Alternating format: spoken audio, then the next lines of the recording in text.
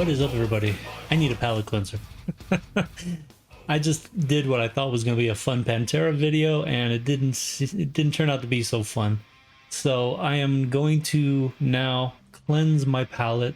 I'm going to do my mandate for this channel, which is my other mandate, which is to catch up on songs from albums that I started but never finished. And today I'm going to do Nightwish, and not even the Human Nature. I've still not heard everything from Endless Form's Most Beautiful, so I'm going to fix that now. Unlike the Slipknot reaction that I did where I listened to songs that I've already heard, some of these songs are way too long, so I'm not even going to do that. Obviously, The Greatest Show on Earth, one of the greatest songs I've ever heard, and it's absolutely amazing. If you're one of the few that are somehow know me but haven't seen that reaction, I've done that with my wife. It was a 2-hour long epic reaction. I forgot to turn my tracking on. I really need to stop doing that. Anyway, free base giveaway once we get to 500 is going to be a raffle for that and probably some other good stuff. HalfLifeSistah.com for the merch. I'm ready to just get into this. I talked so much in the Pantera reaction. I'm exhausted. I just want to hear some good music and hopefully nothing controversial.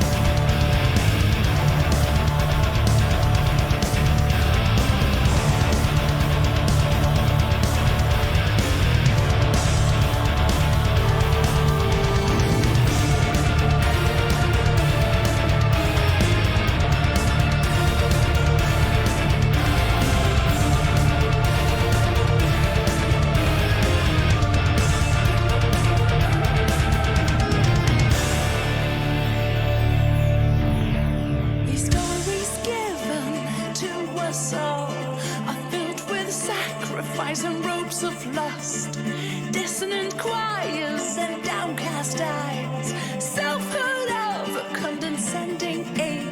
Behold the crown of a heavenly spy, forged in blood of those who defy. Kiss the ring, praise and sing. He loves you dwelling in fear and sin. Fear is a choice you embrace. You're only true.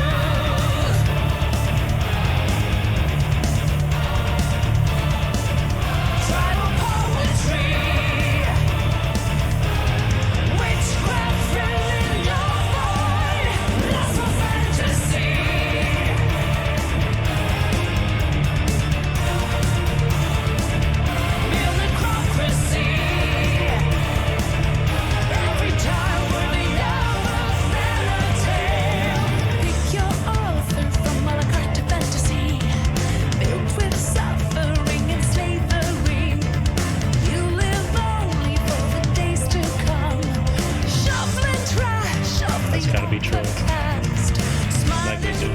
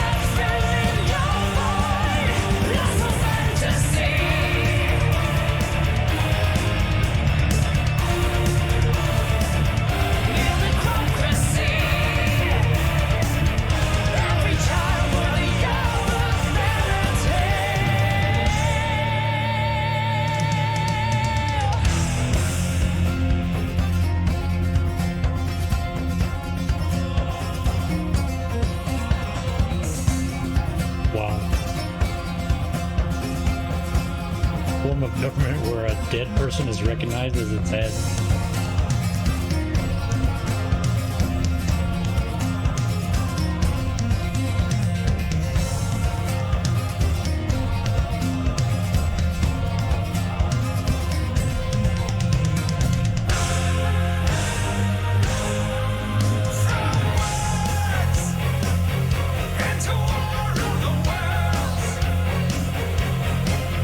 This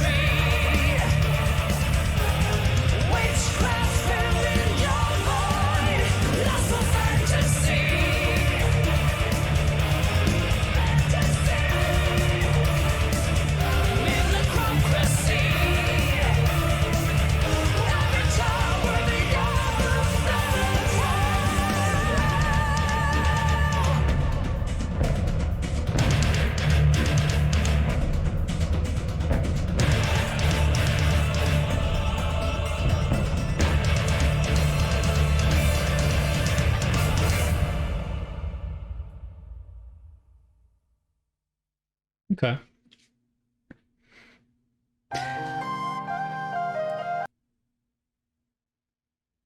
We'll get right into it last. So there's a video to that. That's cool.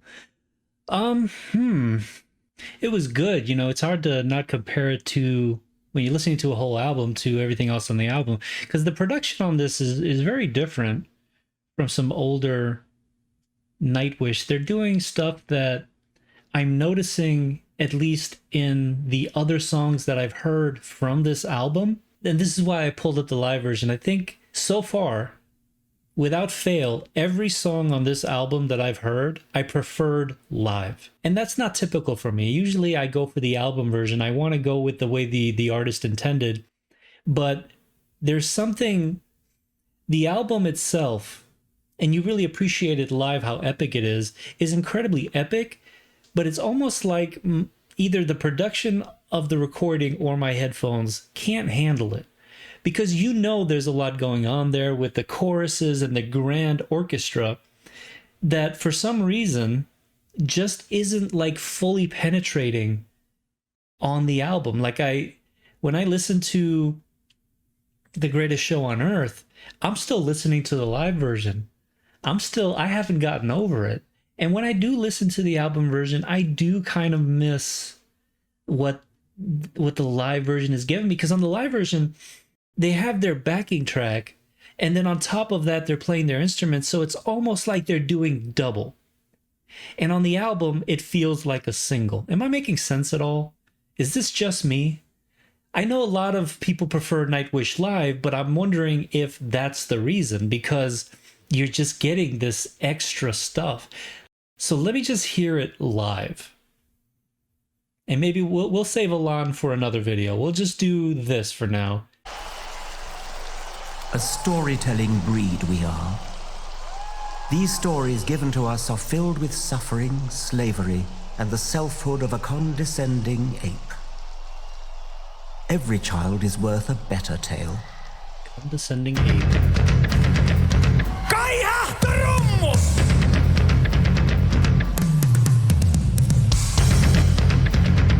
See, already. Wow. See what I mean? Night and day. This is the same song? Why is it coming off so flat on the album?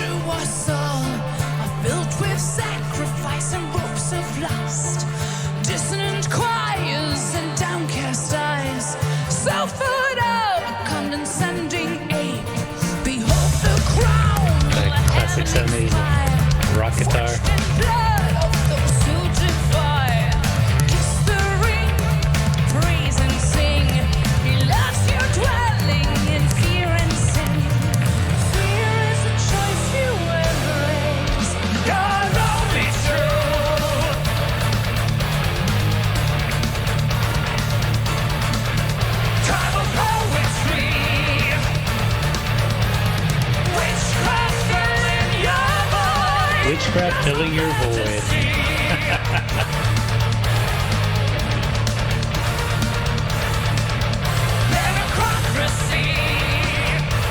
Religion filling your void.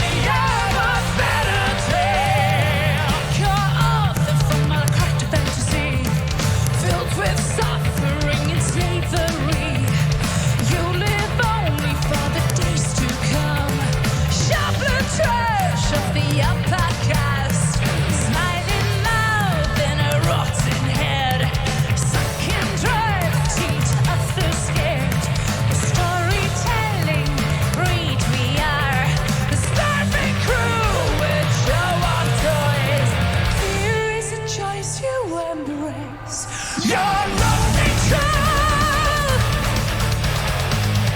Even the way Thor sings it live sells it better to me. It makes the lyrics flow better.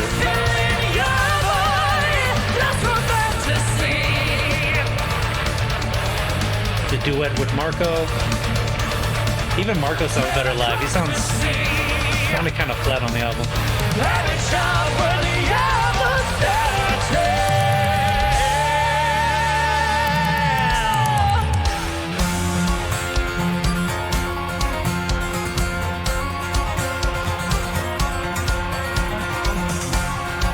See, now it has kind of an Indian vibe.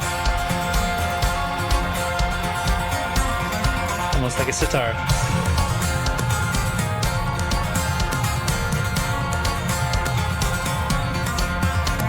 And now I see that both Marco and Troy are playing with each other here on his dual guitar. Clever bastard. See, that wasn't on the album.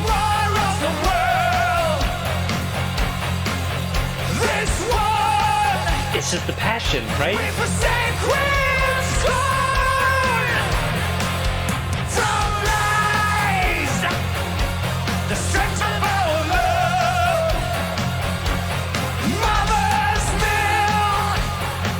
Look at the way he's selling that.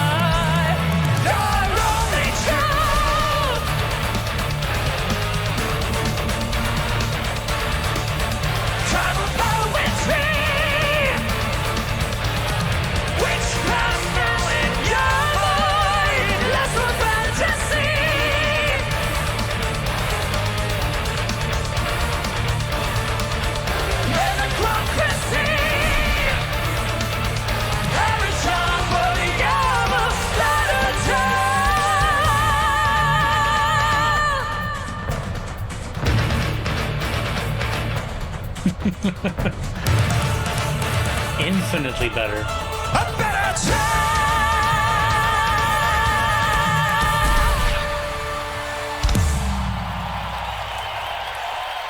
Okay, I'm not making this mistake again.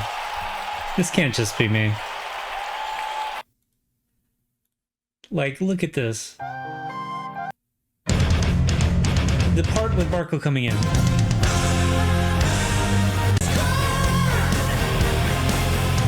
Listen.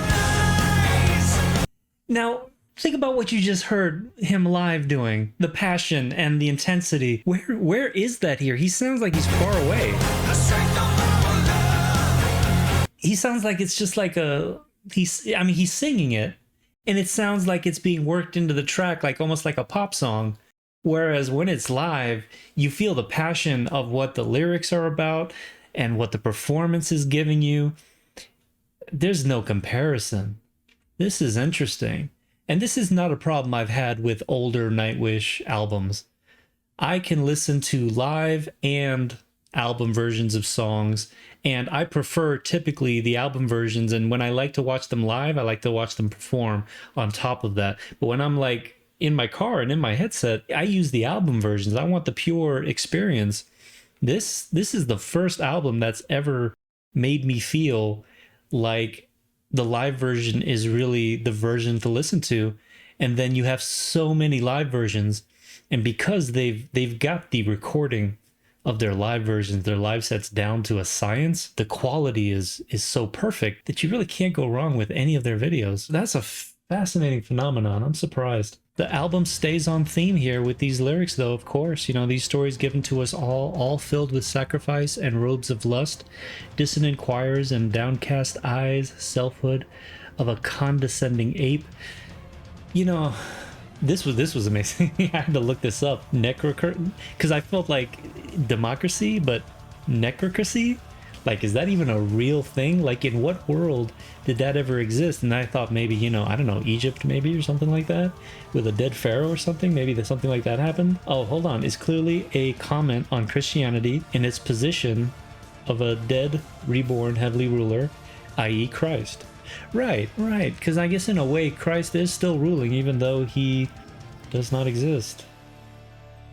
Yeah. I mean, he's basically dead. If he was a real guy, he's obviously dead now. You know, when I'm listening to secular voices talk about reality and stuff, it's always fun for me to hear, because it makes me feel sane to hear other sane people talk about things that are not make-believe, you know.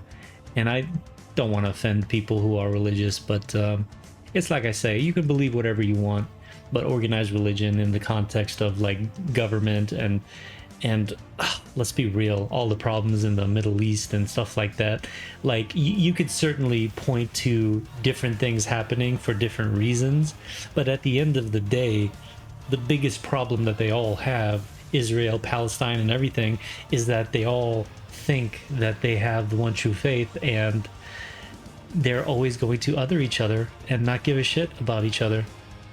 Like, how can you bring two people together believing completely different make-believe things and then acting like each one is right? It's so absurd. And when, you know, condescending ape, do I sound like a condescending ape?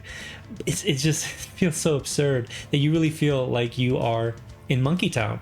Like, you really, you know, how are we really intelligent? You know, when you see, when this is our baseline, this is where we come from.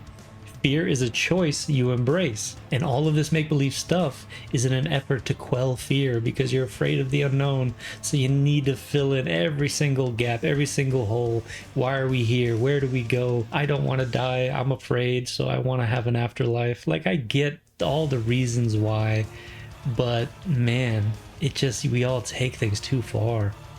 Every child worthy of a better tale. This is interesting. Lust for fantasy, again, because witchcraft filling your void, again, because, like I said, that fear of just, and of course this all started with, you know, early man, and we create these stories and they perpetuate, and then some last, some don't, and it's just funny how you can laugh at other people's ideas and be, oh look, remember when they believed that dumb thing? Well, you know, I'll just go back to enjoying my dumb thing. It's absurd. So every child worthy of a better tale, pick your author from a la carte fantasy, right? Like, why do you believe what you believe? Someone taught it to you. That's like the luck of the draw of where you're born, right? If you're born into a wealthy family or a poor family, and now you were born into a wealthy family, and you just think somehow you deserve all this wealth, and the poor person is just like has to struggle through life, and it's just, you just lost the lottery of life, my friend. You know, you were born in a different country or what, like, there you go. And that's religion. You just happen to grow up in a Christian, or maybe you ended up having a Jewish boyfriend, so you wanted to switch faiths and piss off your Catholic mother. You know, it's like all this rando stuff, all of it just a matter of our experiences, but all just complete happenstance and where our mind goes. I just happen to be, my brain just happens to function in a fashion where I can't like lie to myself, and it's not always the best place to be. There are things that I wish I could just pretend to not know or not understand, but I can't help it. Every effort that I've ever made, and trust me, I've made an effort to understand what people who believe in make-believe do, all the evidence leads me only to the conclusion that this stuff was clearly made up. So when I read lyrics like this, I can't help but smile and feel connected to it, you know. Smiling mouth is a rotting head, sucking dry the teat of the sacred. A storytelling breed we are, a starving crew with slow-off toys. I'm not even going to pretend to know exactly what he means by that, but yeah, I missed this line here, filled with suffering and slavery. You know, the history is filled, and that's the other thing. It's like, you know, an uncomfortable truth. Religion is okay with slavery. It always has been. In the history of man, slavery has been in every community, every part of the world. It's been the norm. You know, where's the morality in that? You can't just change morality a couple hundred years later just because you realize that this was immoral. If morality is created by religion, You know, because people tell me all the time, without religion, you don't have morality. Without God, you don't have morality. That doesn't jive. It just simply doesn't jive. And now I understand why the song gets its name, Weak Fantasy. The weak fantasy being all of the shit we make up. Wake up, child. I have a story to tell. Once upon a time, your only truth. Tribal poetry, witchcraft filling your void. Lust for fantasy. Fantasy. Male necrocat. I have trouble pronouncing that word. Male necrocracy. I have to say democracy first, and then I can say necracy. Well, that didn't come out much easier either, did it? Every child worthy of a better tale. Meaning, and again, by better tale, meaning maybe a tale of rationality instead of make-believe. I don't know. We all know what this album is about. We all know where the boys are coming from. And the gal. As far as the tune itself, I dug it live, obviously. I'm gonna give it a couple more listens before I put it into a playlist. The one thing that I'll say is consistent between the two is Kai's drumming. As soon as the song started on the album version, and then definitely when it started in the live version, both times, his whole tribal vibe and everything, what he was doing with the drums there, were spot on. Tasty, full. Drum wise, it was excellent. So I'm going to have to basically look for live versions of all of these songs in order to finish the album. But at least I got another one down. The next one is going to be Elan. So that one has a video attached to it, so that should be fun. And then Our Decades in the Sun, My Walden. Again, I might have heard My Walden. I'm going to have to hear it again. Definitely heard Endless Forms, Most Beautiful. So there's definitely about 4 more songs I need to do on this album before I can start finishing the Human album, which is another one we started but never finished. Obviously, Sistah is not going to watch my reactions. This is going to be off limits for her unless she actually wants to react to my reactions, which is an idea that we're posing, something she can do solo on her channel. So if she wants to do that, otherwise she is banned because, you know, these are definitely songs that I want to share with her down the road. But with that, thank you for watching. Thank you for spending your precious time with me. I'm going to see you on the next one. Keep it metal. Make sure to like, subscribe, comment. This channel is new, so that helps with the YouTube algo so that it can be found. And I'll see you on the next one. Love you. Bye.